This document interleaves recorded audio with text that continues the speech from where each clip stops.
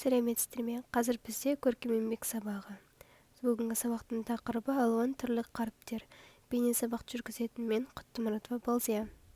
Сабағымызды бастамас бұрын компьютердің алдында дұрыс отыру ережелерін есімізге түсірейік. Бойымызды ыңғайланып, орындыққа дұрыс отырамыз. Аяғымызды еденге тигізіп, көзіміз бен монитордың арақашықтығын сақтаймыз. Ендеше сабағымызды көңілді бастау үшін мына өлең шумақтарын бірге айтайық. Тақтаға назар аударамыз. Сәлемет пе, балалар? Сәлеметпіз, мұғалім.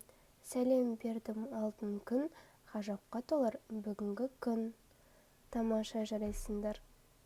Ал енді үйге берілген тапсырманы тексеремін. Әріптер әдісін қолданамыз.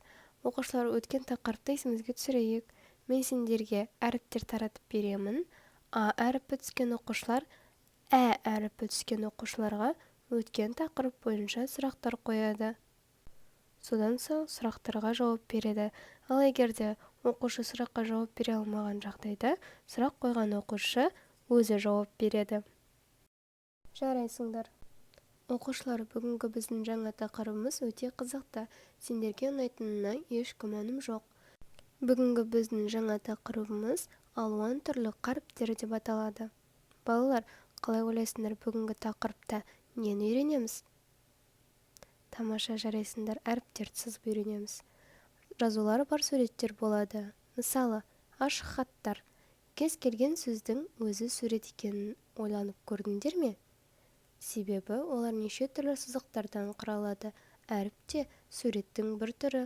Әріптерді әдемі әрі дұрыс жазумен қатар, әркімнің қиялына қарай сурет салғандай әсерлеуге де болады екен. Суретшілер кітап, плакат және жарнамалар алуан түрлі қаріптерді қолдану арқылы жасайды екен. Оқушылар, тақтадағы суретке назар аударайық. Суреттегі А әріпі неге ұқсайды?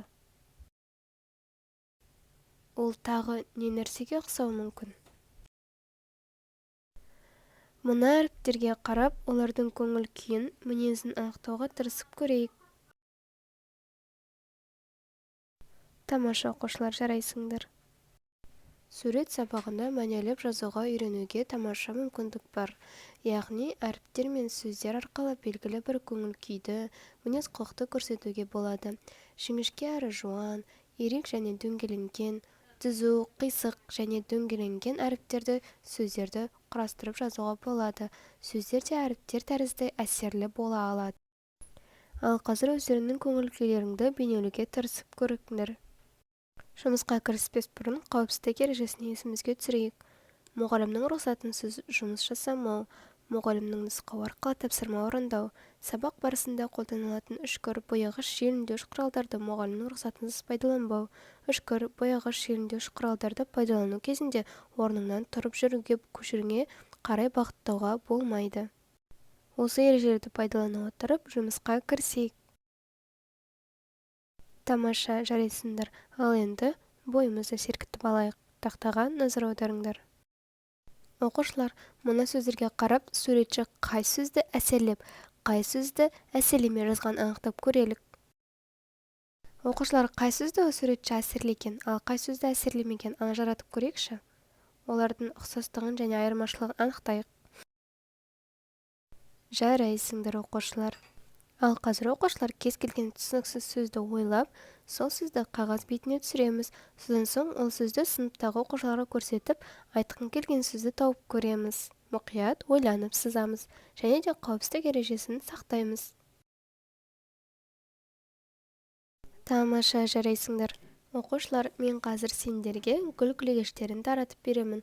Сол гүлді жапырақтарына бүгінгі сабақтан алған тиімді әрі қызықты болған білімдеріңді жазасыңдар. Ал гүлдің ортасына бүгінгі сабаққа тілекті жазасыңдар. Мен кейін оқып шығамын. Жарайсыңдар, оқушылар. Егер бүгінгі сабақ сендерге ұнаған болса, қызықты болған болса, бағдаршамның жасыл, ал сабақ ортаңғы деңгейде өтсе десеңдер, сары, сабақ сендерге ұнамаған болса, қызықсыз өткен болса, қызыл түсіне күлегешті жапсырасыңдар. Тамаша, жарайсыңдар, рахмет. Үйге тапсырма, өз есімдеріңді бүгінгі сабақта танысқан техникаларды пайдалана отырып, қызықты әрі әсемдеп салып келеміз. Сабақ аяқталды, сау болыңдар.